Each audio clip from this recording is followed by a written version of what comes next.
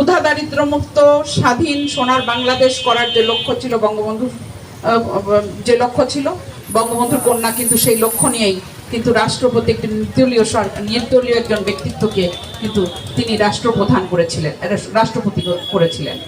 এবং তার যে আন্তরিকতা, তার যে ইচ্ছা, তার যে আবেগ ছিল, সে আবেগের কিন্তু কোনো ঘাটতি ছিল না।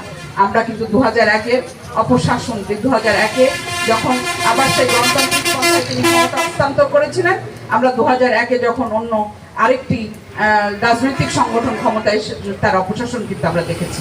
2002-এ কিন্তু 10 ট্রাক অস্ত্র সেই সরকারের আমলে এই দেশে ঢুকেছিল। আমরা ভুলে যাই, আমরা অতীত ভুলে, আমার অতীতকে মনে রাখতে হবে। 2004-এ আমরা কিন্তু আরেকটি সেই 15ই আগস্টের মতো একটি ঘটনা কিন্তু দেখেছিলাম। আমি আসলে সেই প্রসঙ্গে না যেয়ে আমি শুধু আপনাদেরকে দু একটি বিষয় বলতে চাই। আজকে দেশে দেখেন 14ই আগস্ট, 14ই জুলাইয়ের পর থেকে যে পরিস্থিতি, যে পরিবেশ তৈরি হয়েছে, আমাদের সরকার মাননীয় প্রধানমন্ত্রী জননেত্রী শেখ হাসিনা তিনি একটি বক্তব্য দিয়েছিলেন জাতির উদ্দেশ্যে। তার আগেই কিন্তু তিনি একজন সাংবাদিকের প্রশ্নের উত্তর ধরেই, প্রশ্নের প্রেক্ষিতে একটি উত্তর দিয়েছিলেন। সেটি হচ্ছে মুক্তিযোদ্ধার সন্তান বা তাদের নাতিপুতিদের চাকরি দিব না, কি রাজাকারের নাতিপুতিদের চাকরি দিব। দেখেন কথাটার মধ্যে কিন্তু একটা ব্যাখ্যা আছে। আমরা যারা এই সরকারের উন্নয়ন কর্মকাণ্ডকে মেনে নিতে পারিনি, তারাই কিন্তু এটা অপব্যাখ্যা দাঁড় করিয়েছি।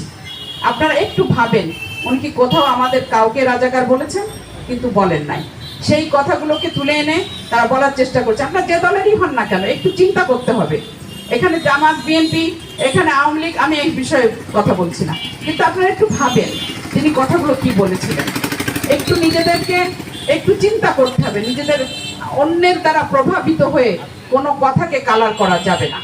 একটু কথাটার ভেতরে যেতে হবে, গভীরে যেতে হবে। আমি এটি বলছি এজন্য যে আজকে আমার দেশের যে সন্তানদের হত্যা হয়েছে, যারা মারা গিয়েছে, তাদের নিশ্চয়ই সরকার কোনো পেটুয়া বাহিনী যে তাদেরকে হত্যা করে নাই।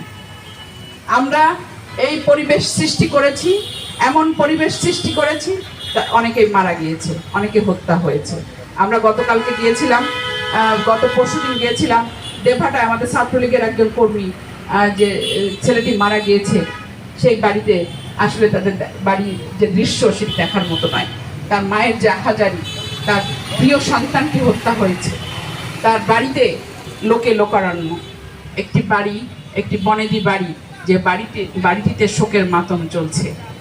সে সন্তানকে তার মায়ের বুক খালি করে চলে গিয়েছে। আমরা চাই না কোনো সন্তানই মায়ের বুক খালি করে চলে যাক, বা কোনো মায়ের বুক খালি হোক, এটা আমরা কেউই প্রত্যাশা করি না। কিন্তু যে অপপ্রচারগুলো চালানো হচ্ছে, সে অপপ্রচারের বিরুদ্ধে আপনাদেরকে সতর্ক হওয়ার জন্য আজকে আমি যা দু একটি কথা বলার বলার চেষ্টা করেছি, সেটা হচ্ছে অপপ্রচার থেকে আপনারা বিরত থাকবেন।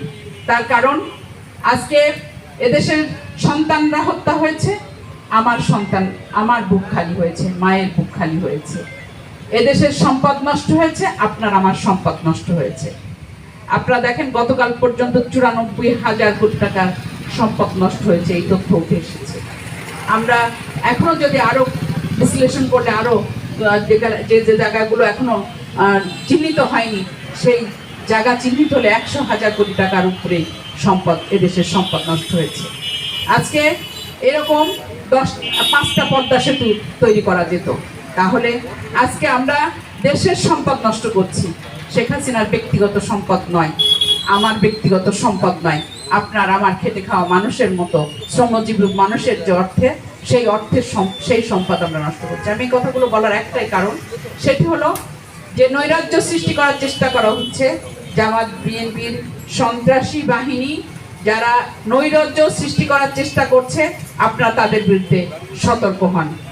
অনেক ভালো মানুষ আমাদের মধ্যে আছে, যে দলের আদর্শেরই হই না কেন, সকল আদর্শের মানুষের মধ্যে ভালো মানুষ আছে।